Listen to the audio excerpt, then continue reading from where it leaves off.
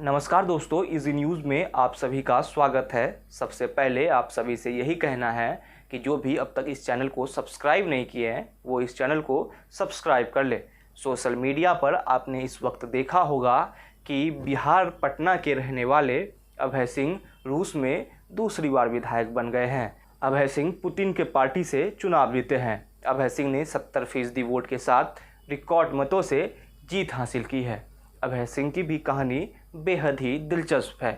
एक medical background का छात्र डॉक्टर बनने के लिए 90 के दशक में रसिया जाता है, लेकिन वहां पर उसकी रुचि पॉलिटिक्स के तरफ चली जाती है। मेडिकल की पढ़ाई करने के बाद अभय सिंह दोबारा वापस बिहार पटना अपने घर आ जाते हैं, लेकिन रशियन पॉलिटिक्स उसके मन में इतना भा गया था कि वो दोबारा बिजनेस के नाम पर ही रसिया चले जाते हैं। अपने बिजनेस को बढ़ाते बढ़ाते अभय सिंह अपने एक ग्रुप को तैयार करते हैं और फिर वो रखते हैं पॉलिटिकल क्षेत्र में अपना एक कदम, जब अभय सिंह दूसरी बार विधायक बन गए हैं। अगर एक भारतीय के तौर पर देखें तो हमारी पॉलिटिकल विल अलग अलग देशों में इतनी ज़्यादा है कि हम अपनी छाप अब तक बहुत सारे देशों में राजनीतिक तौर पर भी छोड़ चुके हैं। लेकिन अभय सिंह की कहानी बिहार से जुड़ी है तो इसका किस्सा भी बेहद ही दिलचस्प है। बिहार के बारे में एक टैग बिहार के पीछे ये लगा हुआ है कि बिहार मज़दूरों को प्रोड्यूस करने वाला राज्य है। मतलब कि बिहार के मज़दूर पूरे देश, यहाँ तक कि विदेश में भी जाकर काम करते हैं और दूसरे देशों को आगे बढ़ाते हैं। दूसरे देशों को आगे बढ़ाते बढ़ाते बिहार के मज़दूर इतने आगे चले गए हैं कि बिहार ही पीछे रह गया है। आप अगर बिहार के ग्रामीण परिवेश को भी जाकर देखें तो वहाँ पर आपको खेती में काम करने वाले मज़दूर बेहद ही कम मिलेंगे। जो मिलेंगे वो इतने महंगे हैं कि वहाँ पर काम करवाना बेहद ही मुश्किल हो जाता है। आज अभय सिंह दोबारा रसिया में विधायक बने हैं। वो ये दिखा रहे हैं कि एक बिहारी कहीं भी जाकर किसी पर भी भारी पड़ सकता है।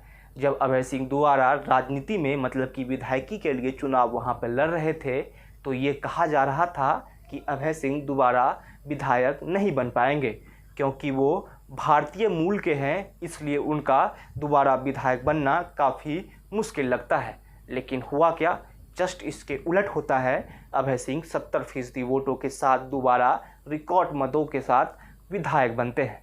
सवाल ये है कि जो अभय सिंह बिहार से जाकर रूस में झंडा गाड़ सकता है तो उस बिहार में ऐसा क्या कारण है जो अब तक वो पीछे रहा है। सवाल अपने आप में सोचने का है।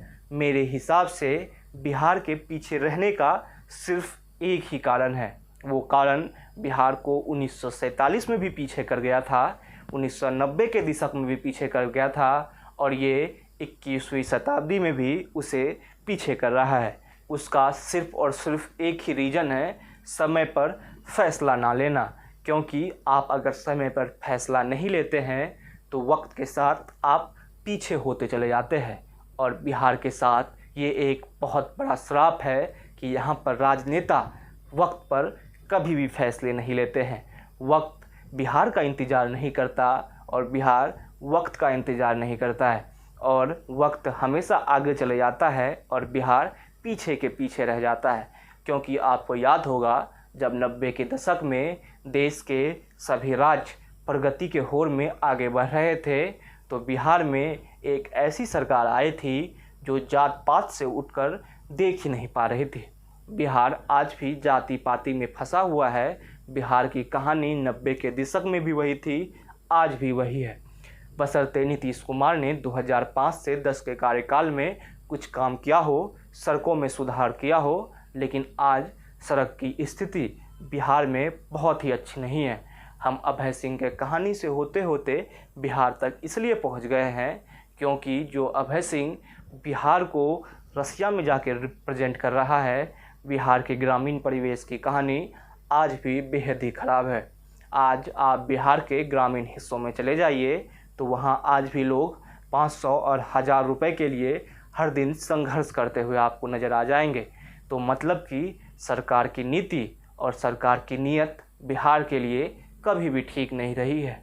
बिहार को एक मजदूर राज्य के तौर पर बाहर निकलना ही होगा, क्योंकि अभय सिंह ने ये बताया है कि बिहार के पास वो इच्छा शक्ति तो है, लेकिन उस इच्छा शक्ति को एक कैनवास पर उतारने के लिए कोई एक बड़ा राजनेता बिहार के पास नहीं है जो उसे आगे बढ़ा जाए।